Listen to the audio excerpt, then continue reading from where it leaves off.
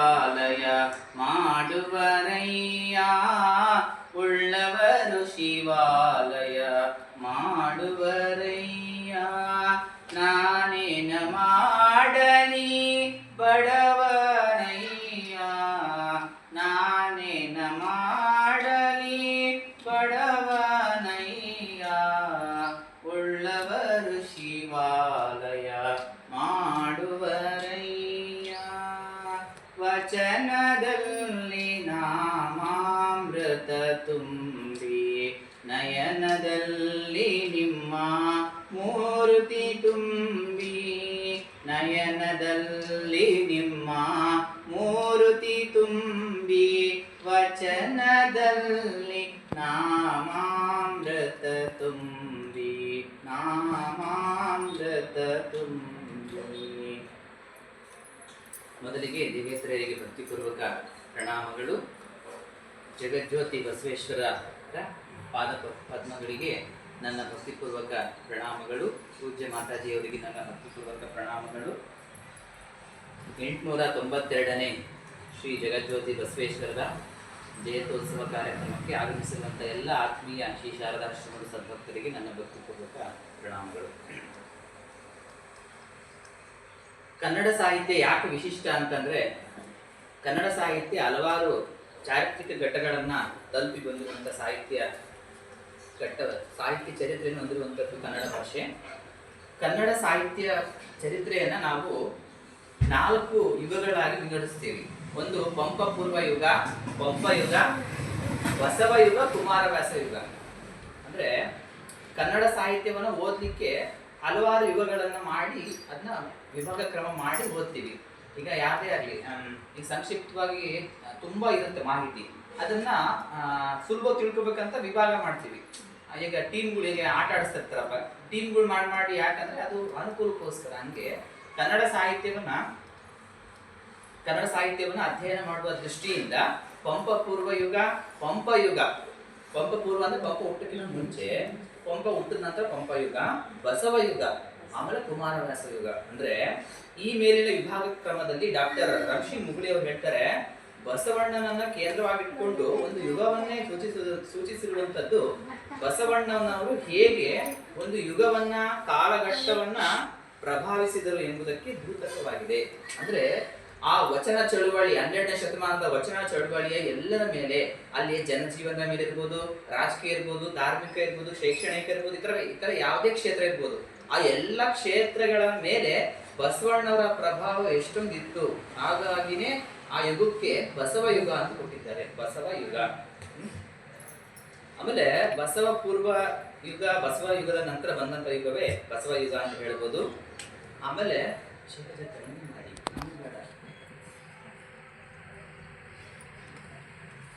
ಈ ಯುಗದ ವ್ಯಾಪ್ತಿ 12ನೇ ಶತಮಾನದಿಂದ 15ನೇ ಶತಮಾನ ಅಂತ ಹೇಳ್ತಾರೆ. ಅಂದ್ರೆ ಟೋಟಲ್ ಬಸವ ಯುಗ ಇದ್ದಂತ ಯುಗ ಅಂದ್ರೆ 12ನೇ ಶತಮಾನದಿಂದ 15ನೇ ಶತಮಾನದವರೆಗೆ ಇರುತ್ತೆ ಅಂತ ಹೇಳ್ತಾರೆ. ಆಮೇಲೆ ವಿಶೇಷವಾಗಿ ಬಸವಾದಿ ಶಿವಶರಣರು ತಮ್ಮ ಅನುಭಾವದ ಅಭಿವ್ಯಕ್ತಿಗೆ ಬಳಸಿಕೊಂಡಂತ ವಿಶಿಷ್ಟ ಸಾಹಿತ್ಯ ಪ್ರಕಾರ ವಚನ ಅಲ್ವಾ. ನೀವು ದಾಸರ ಕೀರ್ತನೆ ನೋಡ್ತೀರಾ, ಅಥವಾ ಪಂಪ ಇರ್ಬೋದು, ರನ್ನಪ್ಪನ್ನ ಅವರು ಮಹಾಕಾವ್ಯಗಳು ಬರೀತಾರೆ. ಯಾವುದಾದ್ರು ಪಂಪ ಭಾರತ ಇರ್ಬೋದು, ವಿಕ್ರಮಾರ್ಕ ಇರ್ಬೋದು, ಈ ಥರ ಯಾವುದೇ ಗ್ರಂಥಗಳು ಇರ್ಬೋದು. ಆದರೆ ಬಸವಣ್ಣನವರು ಅಥವಾ ಬಸವಾದಿ ಶಿವಶರಣರು ತಮ್ಮ ಅನುಭವದ ಆ ಅಭಿವ್ಯಕ್ತಿಗೆ ಬಳಸ್ಕೊಂಡಂಥ ವಿಶಿಷ್ಟ ಸಾಹಿತ್ಯ ಪ್ರಕಾರ ವಚನವನ್ನು ಓದಿ ಸುಲಭ ಇರ್ತವೆ, ಆಮೇಲೆ ತುಂಬಾ ಈಸಿ ಇರ್ತವೆ. ಆಮೇಲೆ ಇನ್ನೊಂದು, ತಮ್ಮ ಅನುಭವಗಳನ್ನ, ತಮ್ಮ ಜೀವನದ ಅನುಭವಗಳನ್ನ, ಘಟನೆಗಳನ್ನ ವಚನದ ಕೆಲವೇ ಸಾಲುಗಳಲ್ಲಿ ಹಿಡಿದುವಂತ ಪ್ರಯತ್ನವನ್ನ ವಚನಕಾರರು ಮಾಡ್ತಾರೆ.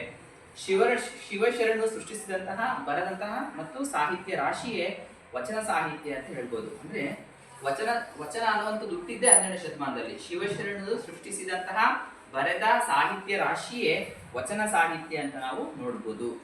ಆಮೇಲೆ ವಚನಬದ್ಧ ಅರ್ಥ ಏನು, ಹಿನ್ನೆಲೆ ಏನು, ನಾನು ಯಾಕೆ ಹೇಳ್ತಾ ಇದ್ದೀನಿ ಅಂತಂದ್ರೆ, ನಮ್ಮ ಯಶೋದಮ್ಮ ಅವರು ಆಲ್ರೆಡಿ ಮುಂಚೆ ಬಸವಣ್ಣ ಬಗ್ಗೆ ಸ್ವಲ್ಪ ಸಂಕ್ಷಿಪ್ತವಾಗಿ ಹೇಳಿದ್ದಾರೆ. ಹಾಗಾಗಿ ಅಂದ್ರೆ ಬಸವಣ್ಣರ ಯುಗ ಎಂಥದ್ದು, ಬಸವಣ್ಣವರು ಆ ಜನಜೀವನ ಮೇಲೆ ಯಾವ ರೀತಿಯಲ್ಲಿ ಪ್ರಭಾವವನ್ನು ಬೀರಿದ್ರು, ಆಮೇಲೆ ವಚನವನ್ನ ಯಾಕೆ ಬಸವಾದಿ ಶಿವಶರಣರು ಆಯ್ಕೆ ಮಾಡಿಕೊಂಡ್ರು ಅಂತ ನಾವು ನೋಡೋದಾದ್ರೆ, ವಚನ ಸಾಹಿತ್ಯ ಪ್ರಕಾರವನ್ನ ಆದ್ಯ ವಚನಕಾರರಂತಹ ಜೇಡ್ರ ದಾಸಿಮಯ್ಯನವರು ಆರಂಭ ಮಾಡ್ತಾರೆ. 12ನೇ ಶತಮಾನದಲ್ಲಿ ಆದ್ಯ ವಚನಕಾರರಾದಂತಹ ಜಡರ ದಾಸಿಮಯ್ಯವರು ಆರಂಭ ಮಾಡ್ತಾರೆ. ಆದರೆ ಅದನ್ನ ಪ್ರಖರವಾಗಿ ಬೆಳೆಸಿದ್ರು ಯಾರು ಅಂತಂದ್ರೆ ಬಸವಣ್ಣವರು. ವಚನ ಎಂಬ ಹೆಸರೇ ಬಹಳ ವಿಶಿಷ್ಟವಾದದ್ದು. ಯಾಕೆ? ವಚನ ಎಂದರೆ ಭಾಷೆ, ಪ್ರಮಾಣ.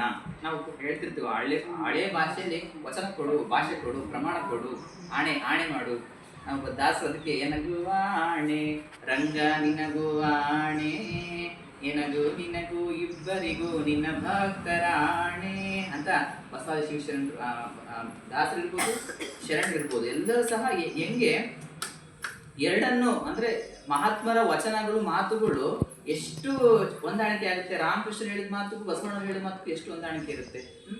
ಆಮೇಲೆ ವಚನ ರಚಿಸುವವರು ತಮ್ಮ ನಿಜ ಜೀವನದಲ್ಲಿ ಅದರಂತೆ ನಡೆದರೆ ಮಾತ್ರ ಅದು ವಚನ ಎನಿಸುವಂಥದ್ದು, ಇಲ್ಲದಿದ್ದಲ್ಲಿ ಅದು ಬರಹ ಮಾತ್ರ. ಶುದ್ಧ ನಡೆನುಡಿ ಇಲ್ಲದ ಯಾವುದೇ ವ್ಯಕ್ತಿಗೆ ವಚನಗಳನ್ನು ರಚಿಸಿ ಬೋಧಿಸುವಂತಹ ನೈತಿಕ ಹಕ್ಕು ಇರುವುದಿಲ್ಲ. ವಚನ ಚಳುವಳಿಯಲ್ಲಿ ಭಾಗಿಯಾದಂತಹ ಶರಣರೆಲ್ಲರೂ ಜೀವನ ಮೌಲ್ಯಗಳನ್ನು ಪಾಲಿಸಿಕೊಂಡು ಬಂದವರು. ಶರಣರ ವಚನಗಳು ಆತ್ಮಸಾಕ್ಷಿಯನ್ನ ಆಧಾರವಾಗಿಟ್ಟುಕೊಂಡು ಹೊಮ್ಮಿರುವಂಥವು. ಕಾವ್ಯ, ಕವನ, ಪದ್ಯ, ಮುಕ್ತಕ ಎಂಬ ಪ್ರಕಾರಗಳ ಬದಲಿಗೆ ವಚನ ಎಂದು ಕರೆದಿರುವುದು ಬಹಳ ಅರ್ಥಪೂರ್ಣವಾಗಿದೆ. ಅಂದ್ರೆ ಈ ಕವಿಗಳು ಬರೀತಾರೆ ಕವನಗಳನ್ನ, ಪದ್ಯಗಳನ್ನ ಅಥವಾ ಗದ್ಯನ, ಆದ್ರೆ ಅದು ಕಲ್ಪನೆ ಕೂಡಿರುತ್ತೆ. ಎಲ್ಲವಂದ್ರೆ ಕವಿ ಯಾವುದೋ ಒಂದು ಕಲ್ಪನೆಯಲ್ಲಿ ಆ ಮಾತುಗಳನ್ನು ಹೊರಡಿಸಿರ್ತಾನೆ. ಆದ್ರೆ ವಚನಗಳ ವೈಶಿಷ್ಟ್ಯ ಏನು? ಶಿವಶರಣರು ತಮ್ಮ ಜೀವನದಲ್ಲಿ ಕಂಡಂತ ಅನುಭವಗಳನ್ನ ಆಧಾರವಾಗಿ ಇಟ್ಕೊಂಡು ವಚನಗಳನ್ನು ಬರೆದ್ರು. ಅದು ಮೇನ್ ಉದ್ದೇಶ. ಆಮೇಲೆ ಕಾವ್ಯ, ಕವನ, ಪದ್ಯ, ಮುಕ್ತಕ ಇತ್ಯಾದಿ ಕಾವ್ಯ ಪ್ರಕಾರಗಳ ಬದಲಿಗೆ ವಚನ ಅಂತ ಕರೆದಿರುವಂಥದ್ದು ಬಹಳ ವಿಶಿಷ್ಟವಾದದ್ದು ಅಂತ ನಮ್ಮ ಕೆಲವು ಸಾಹಿತ್ಯ ವಿದ್ವಾಂಸರು ಹೇಳ್ತಾರೆ.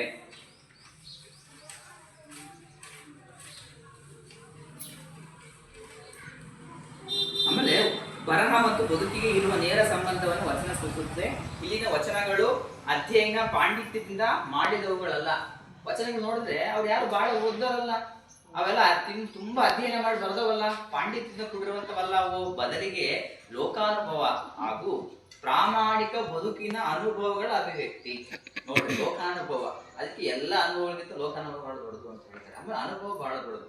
ಅದಕ್ಕೆ ಬಸವಾದಿ ಶಿವಶರಣರು ಇರ್ಬೋದು, ವಚನಕಾರ ಇರ್ಬೋದು, ಅವರು ಅನುಭವಕ್ಕೆ ಬಹಳ ಮಹತ್ವವನ್ನು ಕೊಡ್ತಾರೆ. ಆಮೇಲೆ ಪ್ರಾಮಾಣಿಕವಾದ ಬದುಕಿನ ಅನುಭವಗಳನ್ನ ಬಸವಾದಿ ಶಿವಶರಣರು ವಚನಗಳಲ್ಲಿ ಪ್ರತಿಪಾದನೆಯನ್ನು ಮಾಡುವಂಥದ್ದನ್ನ ನೋಡ್ತೀವಿ. ಆಮೇಲೆ ಕನ್ನಡ ಸಾಹಿತ್ಯದಲ್ಲಿ ವಚನ ಒಂದು ವಿಶಿಷ್ಟವಾದ ಸ್ಥಾನವನ್ನು ಪಡೆದಿದೆ.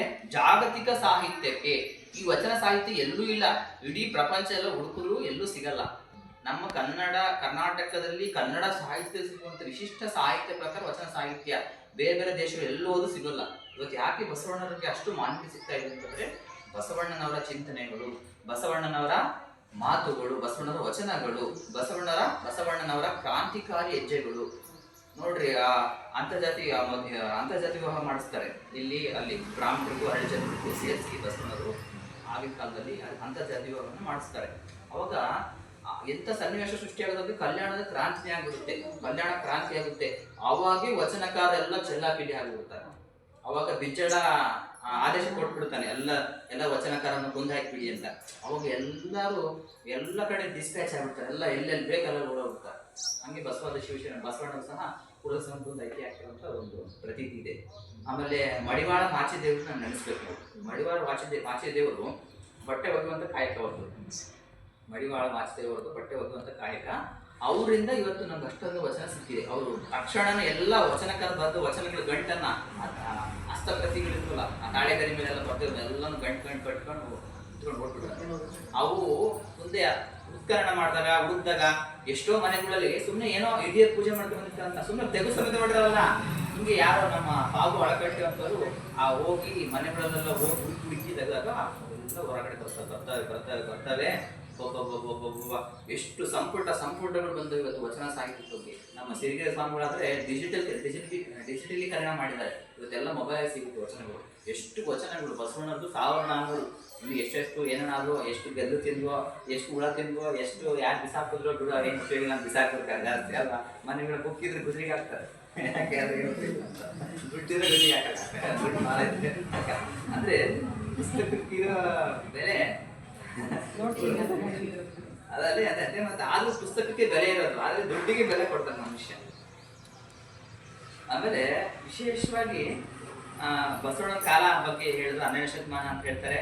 ವಿಜಯಪುರ ಜಿಲ್ಲೆಯ ಬಸವನ ಬಾಗೇವಾಡಿಯಲ್ಲಿ ಇಂಗಳೇಶ್ವರ ಗ್ರಾಮದಲ್ಲಿ ಜನಿಸ್ತಾರೆ. ತಂದೆ ಮಾತರಸ, ತಾಯಿ ಮಾದಲಾಂಬಿಕೆ. ಹುಟ್ಟಿದ ಮತ ಬ್ರಾಹ್ಮಣ. ಬಸವಣ್ಣರು ಹುಟ್ಟಿದ್ದು ಬ್ರಾಹ್ಮಣ ಜಾತಿಯಲ್ಲಿ.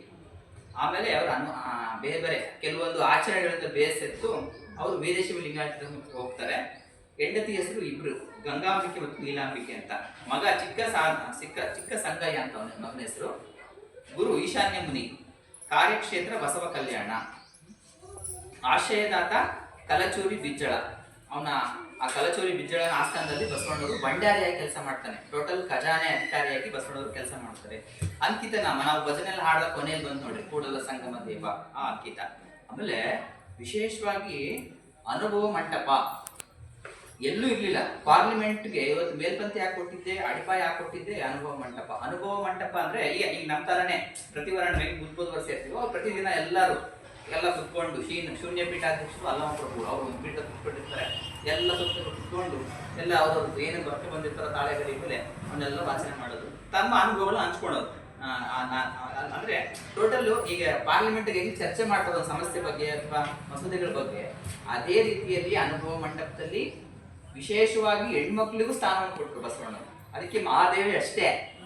ಆಮೇಲೆ ಎಲ್ಲರೂ ಪೂಜ್ಯವನ್ನ ಕರಿಬೇಕು ಅಂತ ಅಕ್ಕ ಅಂತ, ಮಹಾದೇವಿ ಅಕ್ಕ, ಆಮೇಲೆ ಅಕ್ಕ ಮಹಾದೇವಿ ಆಯ್ತು. ಹಾಗೆ ಅಂದ್ರೆ ಹೆಣ್ಮಕ್ಳಿಗೂ ಸಮಾನತೆ ಕೊಡ್ಬೇಕು ಅಂತ ನೋಡಿ. ಸಮಾನತೆ ಅವರು 12ನೇ ಶತಮಾನದಲ್ಲಿ ಬಸವ ಶಿವಶರಣರು ಮಹಿಳೆಯರಿಗೆ ಕೊಡ್ತಿದ್ರು ಅಂತ ನಾವು ಗಮನಿಸ್ಬೋದು. ಆಮೇಲೆ ಬಸವಣ್ಣವರು ಲಿಂಗೈಕ್ಯರಾಗಿದ್ದು ಕೂಡಲ ಸಂಗಮದಲ್ಲಿ ಘಟಪ್ರಭಾ ಮತ್ತು ಮಲಪ್ರಭಾ ನದಿಗಳ ಸಂಗಮ ಸ್ಥಾನ ಕೂಡಲ ಸಂಗಮ. ಆ ನದಿಯ ಇವಾಗ ನೀವು ಹೋದ್ರೆ ಆ ಸಂಗಮ ಸ್ಥಾನದಲ್ಲಿ ಬಸವಣ್ಣವ್ರ ಐಕ್ಯ ಮಂಟಪ ಇದೆ ನೋಡ್ಬೋದು. ಆಮೇಲೆ 776 ಶಿವಶರಣ ಶರಣೀಯರು ನೋಡ್ರಿ, 776 ಜನ ಶಿವಶರಣರಿದ್ರು. ಅನುಭವ ಮಂಟಪದಲ್ಲಿ ಮುಕ್ತವಾಗಿ ತಮ್ಮ ಅನುಭವಗಳನ್ನು ಚರ್ಚೆ ಮಾಡ್ತಾ ಇದ್ರು. ಆಮೇಲೆ ಇಂದು ಬಸವಣ್ಣವರ 1400ಕ್ಕೂ ಹೆಚ್ಚು ವಸ್ತು ಸಿಕ್ಕಿದೆ ಅಂತ ಹೇಳ್ತಾರೆ. ಬಸವಣ್ಣನನ್ನ ಕೇಂದ್ರ ವಸ್ತುವನ್ನಾಗಿಟ್ಟುಕೊಂಡು ರಚನೆಗೊಂಡಂತ ಕೃತಿಗಳಂತಂದ್ರೆ ಹರಿಹರನ ಬಸವರಾಜ ದೇವರ ರಗಳೆ, ಭೀಮಕವಿಯ ಬಸವ ಪುರಾಣ. ನೀವು ಹರಿಯಂದು ಒಂದು ಪುಸ್ತಕ ಇದೆ, ನಮ್ಗೆ ಸಿಲೆಬಸ್ ಬಿಟ್ಟಿದ್ರಿ ಎಣ್ಣೆಯಲ್ಲಿ, ಬಸವರಾಜ ದೇವರ ರಗಳೆ ಅಂತ. ರಗಳೆ ಅಂತಂದ್ರೆ ಅದು ದೀರ್ಘವಾದ, ಸುಮ್ಮನೆ ಓದ್ಕೊಂಡು ಹೋಗ್ತಿರುತ್ತೆ, ಎಲ್ಲೂ ಗ್ಯಾಪೇ ಇಲ್ಲ, ಸುಮ್ಮನೆ ಕಂಟಿನ್ಯೂಸ್ ಸುಮ್ಮನೆ. ಆಮೇಲೆ ಭೀಮಕವಿಯ ಬಸವ ಪುರಾಣ ಅಂತ ಬರುತ್ತೆ. ಅದರಲ್ಲಿ ಬಸವಣ್ಣನ ಬಗ್ಗೆ ಆ ಕವಿಗಳು ಚರ್ಚೆ ಮಾಡ್ತಾ ಹೋಗ್ತಾರೆ. 3 ನಿಮಿಷ ಮಾಡಿ, ಭಾಳ 3 ನಿಮಿಷ.